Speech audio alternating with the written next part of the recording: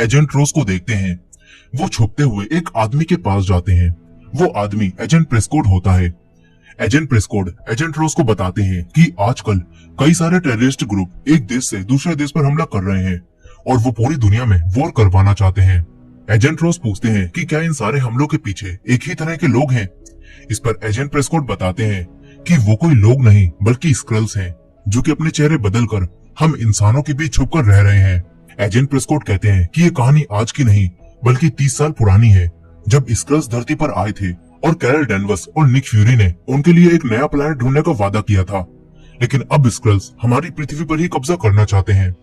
Agent Prescott agent रोज से Nick Fury को धरती पर बुलाने के लिए कहते हैं, लेकिन एजेंट रोज बताते हैं कि निक फ्यूरी इस वक्त स्पेस में है और उन्हें यहाँ बुलाने के लिए मुझे उन्हें कोई सबूत देना होगा।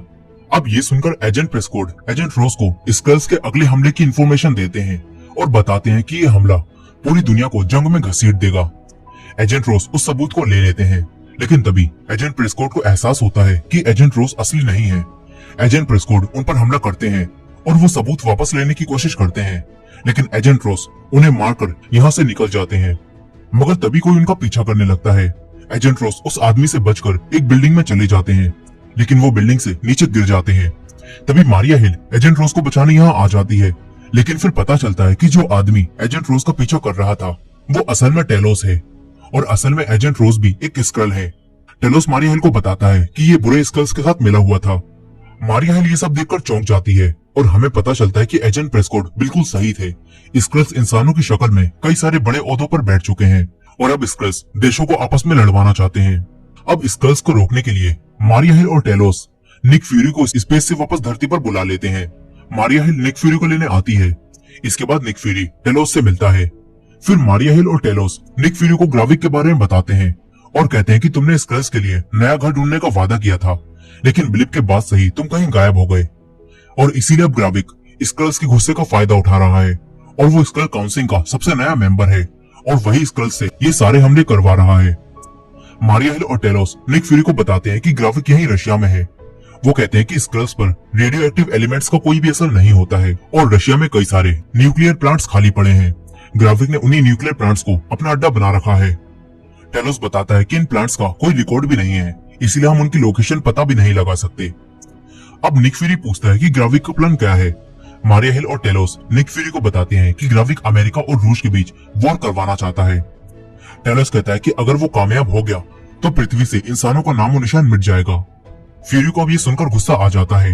वो तुरंत यहाँ से निकल जाता है। दूसरी तरफ हम कर्नल रोड्स को देखते हैं, जो कि अमेरिका के प्रेसिडेंट को बताते हैं कि निक फ्यूरी सेबर से कहीं गायब हो गया है और मारिया हिल ने निक फ्यूरी को कोई मैसेज भेजा था। कर्नल रोड्स कहते हैं कि वो मारिया हिल से भी कांटेक्ट नहीं कर पा रहे हैं। ये सबका मतलब है कि कुछ तो गड़बड़ है। अब ये सब सुनकर प्रेसिडेंट कर्नल रोड्स को ये सब संभालने का काम दे देते हैं। वहीं निक फ्यूरी बाहर वॉक कर रहे थे और यहाँ कुछ लोग निक फ्यूरी को बड़े ही ध्यान से देख रहे थे।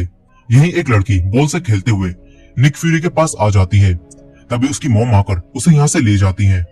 इसके बाद निक फ्यूरी को कुछ लोग किडनैप कर लेते हैं और वो लोग फ्यूरी को सोनिया के पास ले आते हैं।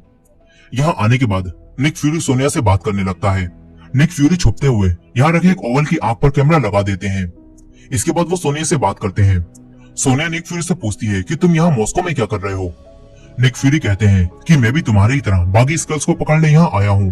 फ्यूरी सोनिया से पूछते हैं कि 2 दिन पहले ही कजाकिस्तान के ब्लैक मार्केट में कुछ हथियारों की चोरी हुई है, क्या तुम उसके बारे में कुछ जानती हो। लेकिन सोनिया ऐसा बिहेव करती है कि वो इस सब के बारे में कुछ जानती ही नहीं है। निक फ्यूरी सोनिया को अपने साथ काम करने का ऑफर देते हैं, लेकिन सोनिया मना कर देती है और कहती है कि थैनोस के ब्लिप के बाद अब तुम बूढ़े हो चुके हो, तुम अब वो पहले वाले निक फ्यूरी नहीं रहे हो। सोनिया कहती है कि तुम ग्राविक और उसके बागी स्क्रल्स का मुकाबला भी नहीं कर पाओगे, इसलिए तुम वापस स्पेस में चले जाओ। अब यहाँ इतनी बेइज्जती करवाने के बाद निक फ्यूरी यहाँ से चले जाते हैं। फिर हम मॉस्को के साउथ वेस्ट में 312 किलोमीटर दूर एक न्यूक्लियर प्लांट को देखते हैं, जहाँ ग्राविक अपने स्क्रल्स के साथ रहता है। यहाँ आज एक नया स्क्रल जिसका नाम बीटो होता है, वो भी ग्राविक की टीम में शामिल होने आता है। गाया, जो कि टेलोस की बेटी है, वो बीटो को ग्राविक के पास ले जाती है। गाया भी ग्राविक के साथ ही होती है और इन सभी लोगों को अपने अलग घर चाहिए, जहाँ ये लोग अपने असली रूप में रह सकें।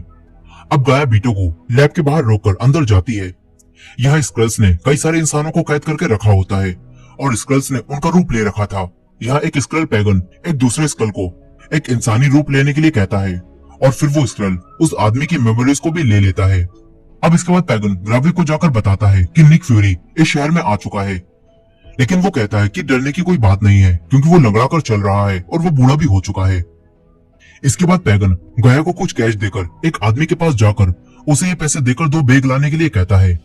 गाया मॉस्को में आकर अब उस आदमी के पास जाती है। इसी दौरान टेलोस, निक फ्यूरी और मारिया हिल भी यहीं आ जाते हैं, लेकिन वो लोग उस बम बनाने वाले आदमी के पास पहुंचते इससे पहले ही गाया उससे वो बैग लेकर चली जाती है जिसमें बम रखे थे। तभी मारिया हिल गाया को देख लेती है और गाया का पीछा करने लगती है। वहीं निक फ्यूरी और टेलोस उस आदमी से बम के बारे में पूछ रहे होते हैं, लेकिन फिर इन्हें पता चलता है कि वो आदमी भी एक स्क्रल है। टेलोस उस स्क्रल से फाइट करता है और निक फ्यूरी उस स्क्रल को शूट करके मार देता है। वहीं मारिया हिल गाया का पीछा कर रही होती है। गाया एक टनल में चली जाती है। मारिया हिल उसके पीछे जाती है, लेकिन तभी गाया आकर उस पर हमला करती है और यहाँ से भाग जाती है। तभी टेलोस भी यहाँ आ जाता है और वो गाया को रोकता है, लेकिन फिर वो देखता है कि ये तो उसकी बेटी गाया है।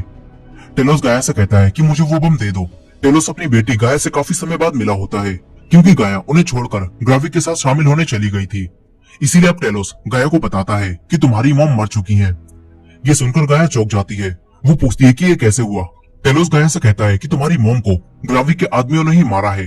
टेलोस गाया से कहता है कि वो बम मुझे दे दो, लेकिन गाया वो बम लेकर यहाँ से भाग जाती है, मगर वो एक तरफ जाकर रोने लगती है। अब रात में हम निक फ्यूरी और मारिया हिल को एक बार में देखते हैं। यहाँ मारिया हिल भी निक फ्यूरी से यही कहती है कि तुम अब पहले वाले फ्यूरी नहीं रहे हो। वो पुराना वाला फ्यूरी हर बार 3 कदम आगे रहता था, लेकिन अब तुम बूढ़े हो चुके हो। अब इसके बाद हम फिर से गाया को देखते हैं, जो कि बॉम्ब के बैग को ले जाकर पैगन को दे देती है, लेकिन इसके बाद गाया छुपकर अपने डेड टेलोस से मिलने आती है।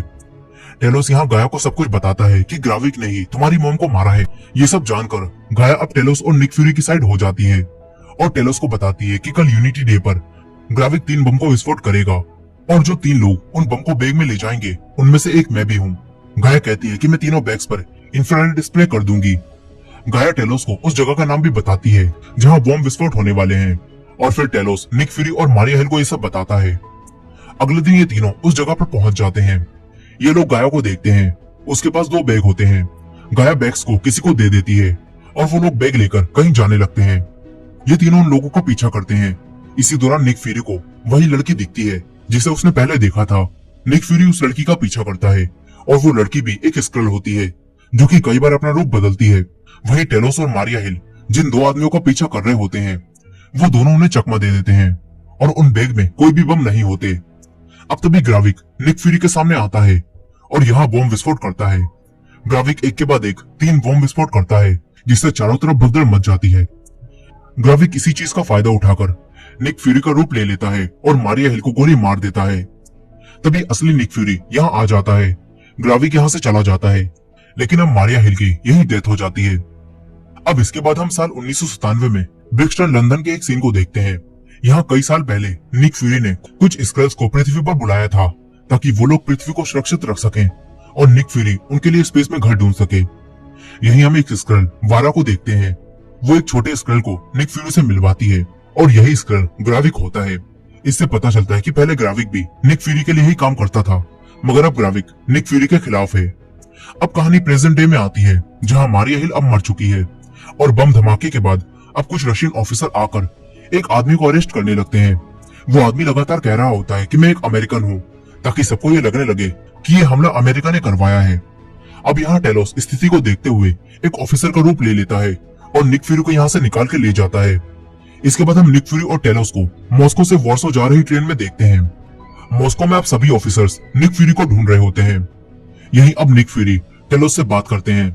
निक फ्यूरी को टेलोस से पता चलता है कि उसने जितने स्क्रल्स को पृथ्वी पर छोड़ा था, उनके अलावा भी टेलोस ने यहाँ लाखों स्क्रल्स को बुलवा लिया था और अब लाखों स्क्रल्स इंसानों के भेष में पृथ्वी पर बड़े बड़े ओहदों पर बैठ चुके हैं। अब ये सब जानकर फ्यूरी टेलोस पर भड़क जाते हैं। फ्यूरी टेलोस को यहाँ से निकाल देते हैं। इसके बाद फ्यूरी लंदन में जाते हैं, जहाँ मारिया हिल की डेड बॉडी को वापस अमेरिका ले जाया जा रहा होता है। यहाँ मारिया हिल की मॉम भी होती है। मारिया हिल की मॉम फ्यूरी से पूछती है कि मारिया हिल की मौत कैसे हुई। फ्यूरी ने सब कुछ बता देता है कि वो एक मिशन के दौरान मारी गई। मारिया हिल की मॉम फ्यूरी से कहती है कि उसकी मौत को जाया मत होने देना। ये कहकर वो यहाँ से चली जाती हैं। यही हम देखते हैं कि पूरी दुनिया की न्यूज में मॉस्को में हुआ बम धमाका छा चुका है और ये चीज अमेरिका और रशिया के बीच अब तनाव पैदा कर रही है। अब रात में हम ग्राविक को देखते हैं जो कि गाया के साथ काउंसिल की मीटिंग में जाता है। यहाँ यूके की प्राइम मिनिस्टर और नेटो की सेक्रेटरी चीफ जैसे लोग भी शामिल होते हैं, लेकिन ये सभी लोग असल में स्क्रल होते हैं। मगर ये सारे स्क्रल इस वक्त ग्राविक के खिलाफ होते हैं। वो ग्राविक से कहते हैं कि तुमने इस वक्त हजारों लोगों को मार दिया है, जिससे हमारी जिंदगी उथल पुथल हो चुकी है और तुम्हें कोई अफसोस भी नहीं है। वो सब ग्राविक से पूछते हैं कि तुमने ये सब क्यों किया। ग्राविक उन सबसे कहता है कि कई साल पहले फ्यूरी ने हमसे कहा था कि अगर हम उसकी बात मानेंगे तो वो हमें हमारा एक प्लेनेट ढूंढ कर देगा। ग्राविक कहता है कि हमने उसका वादा निभाया, लेकिन फ्यूरी ने अपना वादा नहीं निभाया और हमें कोई भी प्लेनेट नहीं दिया। ग्राविक कहता है कि इसीलिए अब हम पृथ्वी के सारे इंसानों को खत्म करके इसी को अपना घर बना लेंगे। ग्राविक कहता है कि अब एक वॉर होगी। इस पर स्क्रल पूछते हैं कि अगर अवेंजर्स लौट आए तो क्या होगा। ये सुनकर ग्राविक कहता है कि उन्हें रोकने के लिए भी मेरे पास एक प्लान है। अब इसके बाद सारे काउंसिल मेंबर ग्राविक को अपना नया जनरल मान लेते हैं, लेकिन एक लेडी ग्राविक को अपना जनरल नहीं मानती और यहाँ से चली जाती है। वो लेडी तुरंत टेलोस को कॉल करके ये सब बता देती है। टेलोस उस लेडी से कहता है कि तुम मेरे और ग्राविक के बीच एक मीटिंग अरेंज करवा दो। वहीं ग्राविक मीटिंग के बाद वापस उसी न्यूक्लियर प्लांट में जाता है जिसे इन लोगों ने नया स्क्रलोस बना रखा है। यहाँ सारे स्क्रल्स काफी खुश होते हैं, लेकिन गाया अब फ्यूरी के साथ नहीं थी, इसीलिए वो सारी चीजों को अब ऑब्जर्व करने लगती है। गाया पेगोन का पीछा करती है और एक सीक्रेट लैब में पहुंच जाती है। गाया को पता चलता है कि ग्राविक यहाँ डॉक्टर डाल्टन के साथ मिलकर एक मशीन बनवा रहा है जो कि स्क्रल को सुपर स्क्रल बना सकती है। वहीं दूसरी तरफ मॉस्को में हुए हमले के बाद यूरोपियन यूनियन के देशों में लंदन में एक मीटिंग होती है जहां अमेरिका के प्रेसिडेंट की जगह कर्नल रोड्स वहां जाते हैं। सारे देश कर्नल रोड्स से पूछते हैं कि हमले वाले दिन अमेरिका के 2 नागरिक निक फ्यूरी और मारिया हिल वहां मौजूद थे, जो कि कोई कोइंसिडेंट नहीं हो सकता। मगर कर्नल रोड्स कहते हैं कि निक फ्यूरी और मारिया हिल किसी पर्सनल ट्रिप के लिए भी वहां गए हो सकते हैं। अब मीटिंग के बाद कर्नल रोड्स के पास फ्यूरी की कॉल आती है, जो कि कर्नल रोड्स को मिलने के लिए बुलाते हैं। निक फ्यूरी कर्नल रोड्स से मिलते हैं। फ्यूरी कर्नल रोड्स को स्क्रल्स के बारे में बताते हैं और कर्नल रोड्स भी स्क्रल्स के बारे में थोड़ा बहुत जानते थे और निक फ्यूरी उन्हें बताते हैं कि स्क्रल्स इंसानों के बीच इतना घुस गए हैं कि अब पहचानना बहुत मुश्किल है कि कौन स्क्रल है और कौन इंसान। कर्नल रोड्स ये सब जानकर कहते हैं कि हमें अवेंजर्स को बुलाना चाहिए, लेकिन निक फ्यूरी मना कर देते हैं क्योंकि अगर स्क्रल्स ने अवेंजर्स का रूप ले लिया तो वो पूरी दुनिया में तबाही मचाना शुरू कर देंगे और फिर उन्हें रोकना नामुमकिन हो जाएगा। निक फ्यूरी कर्नल रोड्स से कहते हैं कि हमारी लड़ाई है और हमें इसे मिलकर जीतना होगा, लेकिन अब कर्नल रोड्स फ्यूरी की मदद करने से साफ इनकार कर देते हैं और कर्नल रोड्स निक फ्यूरी को उनकी पोस्ट से फायर भी कर देते हैं। ये सब सुनकर निक फ्यूरी को काफी गुस्सा आता है, वो तुरंत यहाँ से चले जाते हैं। वहीं दूसरी तरफ सोनिया एक मीट शॉप में जाती है। यहाँ एक रूम में कुछ लोग उसी आदमी से पूछताछ कर रहे थे जिसे उन्होंने हमले वाली जगह से उठाया था। सोनिया यहाँ आकर सारे आदमियों को बाहर भेज देती है और खुद उस आदमी से पूछताछ करती है। सोनिया सबसे पहले उस आदमी की एक उंगली काट देती है और वो उंगली हरी हो जाती है, जिससे सोनिया समझ जाती है कि ये आदमी एक स्क्रल है। इसके बाद सोनिया उसके अंदर बायोकेमिकल इंजेक्शन इंजेक्ट कर देती है, जिससे उस स्क्रल की पूरी बॉडी जलने लगती है। वहीं दूसरी तरफ ग्राविक को इस आदमी की लोकेशन का पता चल चुका होता है और वो इस आदमी को छुड़ाने के लिए यहाँ आने लगता है। यहीं ये आदमी अपना मुंह खोल देता है और बताता है कि ग्राविक डॉक्टर डाल्टन के साथ मिलकर एक मशीन बना रहा है। अब तभी ग्राविक यहाँ आ जाता है। उसके सारे आदमी यहाँ आकर यहाँ खड़े सभी ऑफिसर्स को मार देते हैं। सोनिया समझ जाती है कि ग्राविक अपने आदमियों के साथ यहाँ आ चुका है, इसलिए सोनिया इमरजेंसी एग्जिट से यहाँ से बाहर निकल जाती है। ग्राविक के आदमी इस आदमी को बाहर निकाल लेते हैं, लेकिन ग्राविक सबसे पहले उससे पूछता है कि तुमने उन्हें क्या बताया, मगर वो आदमी कहता है कि मैंने उन्हें सब कुछ झूठ ही बताया है। लेकिन इसी दौरान गाया पुलिस को मॉस्को में स्क्रल्स के अड्डे का पता बता देती है। इसके बाद ये सब वापस जाने लगते हैं, लेकिन ये देखते हैं कि पुलिस उनके अड्डे पर पहुंच गई है। ग्राविक को लगता है कि किसी आदमी ने डर की वजह से उन्हें हमारा अड्डा बता दिया होगा, इसीलिए अब ग्राविक जंगल में जाकर उस आदमी को मरवा देता है। वहीं निक फ्यूरी फायर होने के बाद अब अपने घर जाते हैं, जहां हम उनकी वाइफ को देखते हैं, जो कि वही स्क्रल वारा होती है और वो इंसानी रूप लेकर डॉक्टर प्रिसिला बनकर यहाँ रह रही होती है। निक फ्यूरी अपनी वाइफ से मिलते हैं। वहीं दूसरी तरफ हम ग्राविक के आदमी पैगन को देखते हैं, जो कि बीटो और एक और स्क्रल के साथ रूप बदलकर रॉयल नेवी में पहुंच जाते हैं।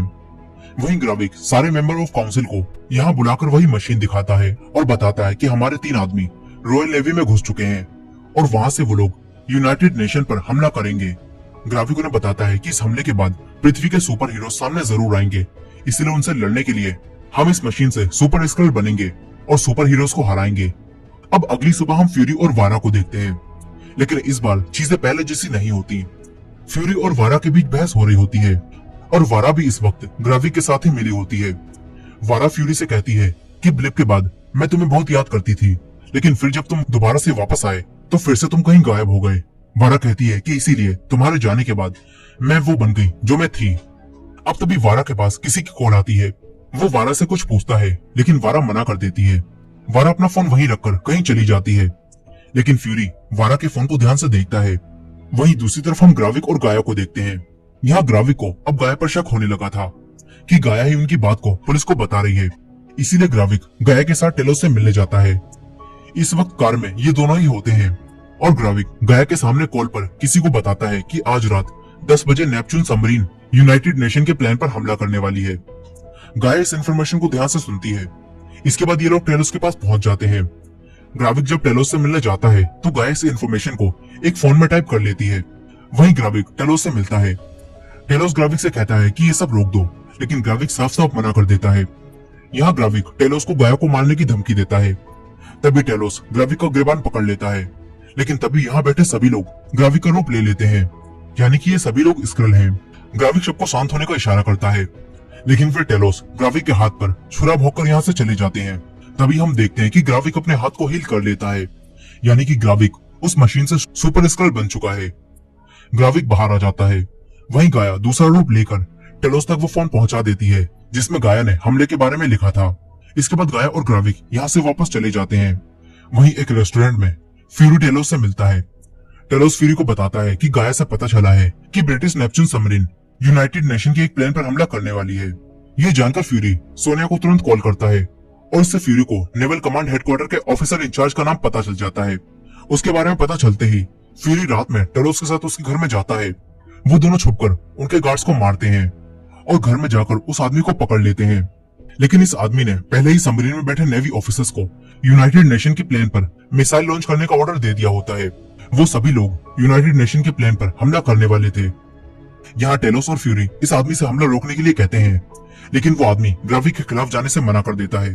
फ्यूरी टेलोस से इसका रूप लेकर हमला रोकने का ऑर्डर देने के लिए कहता है, लेकिन हमला रोकने के लिए इन्हें एक खास कोड बताना होगा जो कि सिर्फ इस आदमी को ही पता है। अभी जानकर फ्यूरी इस आदमी को गोली मारकर कोड बताने के लिए कहता है, लेकिन वो आदमी कोड नहीं बताता।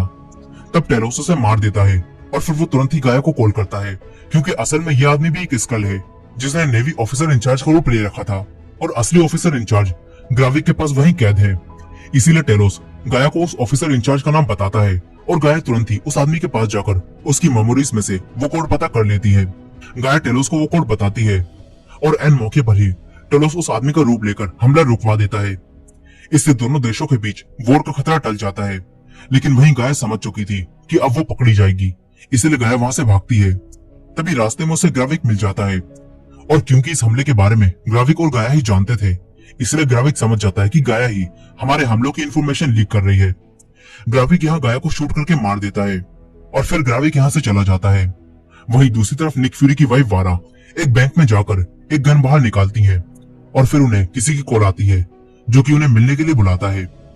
वही गाया मर रही थी, लेकिन तभी हम देखते हैं कि उसका जख्म हील होने लगता है और अब हमें पता चलता है कि भागने से कुछ समय पहले ही गाया ने भी उस मशीन के जरिए खुद को सुपर स्क्रल बना लिया था। अब यहाँ गाया बिल्कुल ठीक हो जाती है। इसी बीच हम साल 2012 का एक सीन देखते हैं जिससे हमें पता चलता है कि पहले फ्यूरी और वारा एक दूसरे से बहुत प्यार करते थे, लेकिन अब वारा ग्राविक के साथ है। अब वारा यहाँ बैठकर उसी आदमी का इंतजार करती है जिसने उसे यहाँ मिलने के लिए बुलाया था। फिर यहाँ कर्नल रोड्स आते हैं, जिससे पता चलता है कि कर्नल रोड्स भी एक स्क्रल हैं जो कि ग्राविक के साथ मिले हुए हैं। कर्नल रोड्स यानी ये स्क्रल वारा को फ्यूरी को मारने का ऑर्डर देता है, लेकिन वारा फ्यूरी को मारना नहीं चाहती थी क्योंकि वारा आज भी फ्यूरी से बहुत प्यार करती है। वारा कर्नल रोड्स से कहती है कि ये फ्यूरी पुराना वाला फ्यूरी नहीं है जिससे हमें खतरा होगा, लेकिन कर्नल रोड्स किसी भी हाल में फ्यूरी को मारने का ऑर्डर देते हैं। वहीं निक फ्यूरी ने वारा के फोन में एक डिवाइस लगा दिया होता है जिससे निक फ्यूरी कर्नल रोड्स और वारा की ये सारी बातें सुन रहा था। फ्यूरी अब समझ चुका था कि वारा उसे मारने आने वाली है। वहीं दूसरी तरफ हम ग्राविक को देखते हैं जो कि पैगन और कुछ दूसरे स्क्रल के साथ मिलकर यूनाइटेड स्टेट के प्रेसिडेंट पर हमला करने का प्लान बना रहा था, लेकिन पैगन कहता है कि गाया यह नहीं है, यानी कि कुछ तो गड़बड़ है। मगर ग्राविक उसे बताता है कि गाया धोखेबाज थी, इसीलिए मैंने उसे मार दिया। लेकिन वहीं गाया अब भी जिंदा होती है। वो अपने डैड टेलोस से बात करती है। गाया टेलोस से पूछती है कि स्क्रल को घर दिलाने के लिए उनके पास क्या प्लान है। टेलोस कहता है कि उनका प्लान अभी सिर्फ ग्राविक को रोकना है, इसके बाद वो प्रेसिडेंट के पास जाकर उन्हें ये सब बताएंगे और प्रेसिडेंट फिर शायद उन्हें यहाँ रहने दे। लेकिन गाया ये सब सुनकर गुस्सा हो जाती है। वो कहती है कि क्या आप अपने असली रूप में नहीं रहना चाहते। गाया अब अपने डैड को छोड़कर यहाँ से दोबारा चली जाती है। वहीं फ्यूरी की वाइफ वारा फ्यूरी को मारने घर पहुंच जाती है, लेकिन ये दोनों पहले कॉफी पीते हुए थोड़ी बात करने लगते हैं। दोनों ही एक दूसरे को मारने के लिए अपनी गन बाहर निकाल लेते हैं, लेकिन इस वक्त इन दोनों को रियलाइज होता है कि वो दोनों ही एक दूसरे से कितना प्यार करते हैं। वो दोनों एक दूसरे की तरफ गोली चलाते हैं, लेकिन किसी ने भी एक दूसरे की तरफ गोली नहीं चलाई होती। इससे ये दोनों जान जाते हैं कि दोनों ही एक दूसरे से बहुत प्यार करते हैं। अब फ्यूरी वारा से कहता है कि ग्राविक के लोग तुम्हें मारने यहाँ जरूर आएंगे। वारा कहती है कि मैं अपना ख्याल रख सकती हूँ। अब इसके बाद फ्यूरी यहाँ से जाने लगता है। तभी वारा उससे कहती है कि क्या अगर वो अपने असली रूप में रहती तो क्या तब भी तुम मुझसे इतना ही प्यार करते। फ्यूरी कहता है कि शायद हमें ये बात कभी भी ना पता चल पाए, और ये कहकर फ्यूरी कहीं चला जाता है। इसके बाद हम एक स्क्रल को देखते हैं जो कि कर्नल रोड्स बन जाती है, यानी कि कर्नल रोड्स को इसी स्क्रल ने रिप्लेस कर दिया है। अब ये स्क्रल कर्नल रोड्स का रूप लेकर बाहर आती है तो यहाँ फ्यूरी बैठा होता है। कर्नल रोड्स उससे कहते हैं कि तुम यहाँ क्या कर रहे हो। फ्यूरी कहता है कि मैं तो बस तुम्हारे साथ ड्रिंक करने आया हूँ। वो दोनों ड्रिंक करते हैं। तब फ्यूरी उसे यहाँ आने की असली वजह बताता है। फ्यूरी कर्नल रोड्स को इनडायरेक्टली धमकाता है और कहता है कि मुझे पता चल गया है कि प्रेसिडेंट का एक बहुत करीबी भी एक स्क्रल है, और अगर तुम चाहते हो कि प्रेसिडेंट को ये बात ना पता चले तो मुझे मेरी पोस्ट वापस दे दो। लेकिन कर्नल रोड्स यानी कि ये स्क्रल फ्यूरी को वही वीडियो दिखाता है जिसमें ग्राविक ने फ्यूरी का रूप लेकर मारिया हिल को मारा था। कर्नल रोड्स फ्यूरी से कहते हैं कि अगर तुम्हें जेल नहीं जाना तो अपना मुंह बंद रखो और यहाँ से चले जाओ। फ्यूरी यहाँ से चला जाता है, लेकिन असल में फ्यूरी ने उस ड्रिंक में एक लिक्विड लोकेशन ट्रैकर मिला दिया था जिससे ये लोग कर्नल रोड्स का पीछा कर सकते थे। अब फ्यूरी और टेलोस कर्नल रोड्स का पीछा करते हैं। कर्नल रोड्स प्रेसिडेंट को इंग्लैंड में रिसीव करने जाते हैं। यहाँ कर्नल रोड्स प्रेसिडेंट को रशिया के खिलाफ वॉर लड़ने के लिए भड़काते हैं, लेकिन प्रेसिडेंट कर्नल रोड्स की बातों को सीरियसली नहीं लेते। फिर ये सब यहाँ से जाने लगते हैं, लेकिन बीच रास्ते में ही ग्राविक और उसके साथी प्रेसिडेंट की कार पर हमला कर देते हैं। सिक्योरिटी गार्ड्स उनसे फाइट करते हैं। ग्राविक और उसके साथी जानबूझकर रशियन भाषा में बात कर रहे होते हैं ताकि सबको लगे कि ये हमला रशिया ने करवाया है। लेकिन तभी यहाँ फ्यूरी और टेलोस आ जाते हैं। वो लोग ग्राविक और उसके साथियों पर हमला करते हैं। प्रेसिडेंट अब भी कार में फंसे होते हैं। फ्यूरी और टेलोस प्रेसिडेंट को बचाते हैं। टेलोस कार के ग्लास को तोड़ता है। तभी ग्राविक सबसे पहले टेलोस को रोकने के लिए कहता है। पेगोन टेलोस को गोली मारता है, जिससे टेलोस अपने असली रूप में आने लगता है, और यहाँ एक स्क्रल को देखकर सभी इंसान चौंक जाते हैं। फ्यूरी सबसे कहता है कि हमारे साथ है। टेलोस तुरंत कार के ग्लास को तोड़ता है। फ्यूरी प्रेसिडेंट को बाहर निकालकर यहाँ से ले जाने लगता है। तभी ग्राविक आकर टेलोस को मार देता है। फ्यूरी ग्राविक पर गोली चलाता है, लेकिन ग्राविक अपने आप को हील कर लेता है, और ये देखकर फ्यूरी चौंक जाता है। ग्राविक यहाँ से चला जाता है। यही टेलोस अब मर चुका था। फ्यूरी टेलोस को यहीं छोड़कर प्रेसिडेंट को लेकर यहाँ से चला जाता है। फ्यूरी प्रेसिडेंट को लेकर हॉस्पिटल में आता है, लेकिन प्रेसिडेंट इस वक्त बेहोश होते हैं। डॉक्टर उन्हें ऑपरेशन रूम में ले जाते हैं। फ्यूरी वहीं बैठ जाता है, लेकिन वहीं दूसरी तरफ ग्राविक अपने स्क्रल साथियों पर काफी गुस्सा होता है क्योंकि वो लोग मिलकर प्रेसिडेंट को नहीं मार पाए। यहाँ ग्राविक सारा दोष पेगन पर डाल देता है और कहता है कि तुमने अगर वो अवेंजर्स के डीएनए ढूंढ लिए होते जो फ्यूरी ने छुपाए थे तो मैं अकेले ही सबको मार देता। लेकिन पेगन अब ग्राविक के खिलाफ हो जाता है। वो ग्राविक से कहता है कि फ्यूरी ने तुम पर विश्वास नहीं किया, इसीलिए उसने तुम्हें अवेंजर्स के डीएनए कहाँ रखे हैं ये बात नहीं बताई, तो हम तुम पर विश्वास कैसे कर लें। अब ये सुनते ही ग्राविक को गुस्सा आता है और वो पेगन को मार देता है। इसके बाद ग्राविक अपने लोगों को वारा को उसके घर मारने के लिए भेजता है। सभी स्क्रल्स यहाँ से चले जाते हैं, लेकिन अब स्क्रल्स ग्राविक के खिलाफ हो चुके थे। यहाँ अब ग्राविक भी अपना प्लान चेंज कर देता है। वो कर्नल रोड्स को कॉल करता है जो कि प्रेसिडेंट के पास हॉस्पिटल में जा रहे थे। ग्राविक कर्नल रोड्स से कहता है कि प्रेसिडेंट को बताना कि रशियंस के साथ स्क्रल भी मिले हुए थे। ग्राविक का प्लान होता है कि इस तरह थर्ड वर्ल्ड वॉर और मासूम स्क्रल्स दोनों ही खतरे में आ जाएंगे, और फिर फ्यूरी को किसी भी हाल में अवेंजर्स का डीएनए मुझे देना ही होगा। अब इसके बाद कर्नल रोड्स हॉस्पिटल पहुंच जाते हैं। फ्यूरी जानता था कि कर्नल रोड्स एक स्क्रल है, इसीलिए फ्यूरी उसे रोकता है, लेकिन कर्नल रोड्स यानी कि ये स्क्रल कहता है कि मैंने सभी न्यूज चैनल में तुम्हारी मारिया हिल को मारने वाली वीडियो दे दी है, और 1 मिनट में वो वीडियो न्यूज चैनल पर टेलीकास्ट होगी और पुलिस तुम्हें यहाँ ढूंढती हुई आएगी। अब फ्यूरी ये सुनकर तुरंत यहाँ से चला जाता है। थोड़ी देर बाद हर एक न्यूज चैनल पर वही वीडियो चलने लगती है और पुलिस फ्यूरी की तलाश में लग जाती है। लेकिन दूसरी तरफ सोनिया एक और आदमी के पास जाती है जो कि एक स्क्रल था और वो एक ऊंची पोस्ट पर बैठा था। सोनिया उसे जान से मारने की धमकी देती है और डॉक्टर डाल्टन का पता ले लेती है जो कि ग्राविक की सुपर स्क्रल बनाने वाली मशीन में मदद कर रहे हैं। वहीं दूसरी तरफ बीटो और दूसरे स्क्रल अब मिलकर ग्राविक को मारने की कोशिश करते हैं, लेकिन ग्राविक अपने खिलाफ जाने वाले सारे स्क्रल को मार देता है। ग्राविक का ये रूप देखकर सभी स्क्रल्स डर जाते हैं। वहीं फ्यूरी छुपते हुए एक जगह पर जाता है जहां उसे गाया मिलती है। फ्यूरी को पता चल चुका होता है कि ग्राविक ने कुछ सुपर हीरो और विलन्स के डीएनए चुराए हैं, जिससे वो पावरफुल बन गया है। लेकिन अब गाया उसे बताती है कि ग्राविक को असल में द हार्वेस्ट चाहिए, जिसमें सारे अवेंजर्स और विलन्स के डीएनए हैं। अब ये सब जानकर फ्यूरी फिनलैंड जाने लगता है। फ्यूरी गाया को अपनी वाइफ वारा के पास जाने के लिए कहता है ताकि वो दोनों मिलकर टेलोस का फ्यूनरल कर सकें। इसके बाद फ्यूरी यहाँ से निकल जाता है। वहीं अगले दिन सोनिया अपने ऑफिसर्स के साथ डॉक्टर डाल्टन के घर पहुंच जाती है। सोनिया उन्हें गन पॉइंट पर लेकर सब कुछ पूछ लेती है। इसके बाद सोनिया उनकी लेबोरेटरी को आग लगाने लगती है। तभी डॉक्टर डाल्टन का हस्बैंड अपने आप को छुड़ाकर डॉक्टर डाल्टन को मारने की धमकी देता है, लेकिन सोनिया एक ही हेडशॉट मारकर उसका खेल खत्म कर देती है। वहीं गाया टेलोस की डेड बॉडी को लेकर वारा के घर पहुंच जाती है। यहाँ ये दोनों मिलकर टेलोस का फ्यूनरल करते हैं। फ्यूनरल के बाद ये दोनों बातें कर रही होती हैं, लेकिन तभी यहाँ ग्राविक के लोग वारा को मारने आ जाते हैं। वारा तुरंत ही अपने हथियार निकालती है और फिर वारा और गाया दोनों मिलकर उन सभी स्कल्स को मार देते हैं। वहीं हॉस्पिटल में प्रेसिडेंट को होश आ चुका होता है। कर्नल रोड्स प्रेसिडेंट को बताते हैं कि आप पर जो हमला हुआ था उसमें रशियंस के साथ साथ स्क्रल्स भी मिले हुए थे। कर्नल रोड्स प्रेसिडेंट को स्क्रल्स का नया स्क्रलोस दिखाते हैं और उस पर हमला करने के लिए कहते हैं। वहीं फ्यूरी अब फिनलैंड जा रहा था। तभी ग्राविक फ्यूरी के पास कॉल करता है और कहता है कि वो हार्वेस्ट मुझे दे दो और मैं ये सब रोक दूंगा। ग्राविक कहता है कि अगर तुमने ऐसा नहीं किया तो तुम्हारे प्रेसिडेंट स्क्रलोस पर बम गिराएंगे और फिर वॉर शुरू हो जाएगी। यह कहकर ग्राविक कॉल काट देता है। फ्यूरी अब फिनलैंड जाता है। फ्यूरी विडोसवेल पहनकर चेकिंग में बच जाता है। फ्यूरी सोनिया से मिलता है और उसे बताता है कि कर्नल रोड्स भी एक स्क्रल है। इसके बाद ये दोनों फ्यूरी के ग्रेव पर जाते हैं। फ्यूरी अपने ग्रेव पर एक फूंक मारता है, जिससे वहां रखा द हार्वेस्ट बाहर आ जाता है और इस द हार्वेस्ट में कई सारे सुपर हीरोज और कई सारे विलेंस का डीएनए मौजूद होता है। फ्यूरी द हार्वेस्ट को लेकर ग्राविक को देने का प्लान बनाता है और अपना सूट पहनकर और गन लेकर ग्राविक को बताता है कि वो आ रहा है।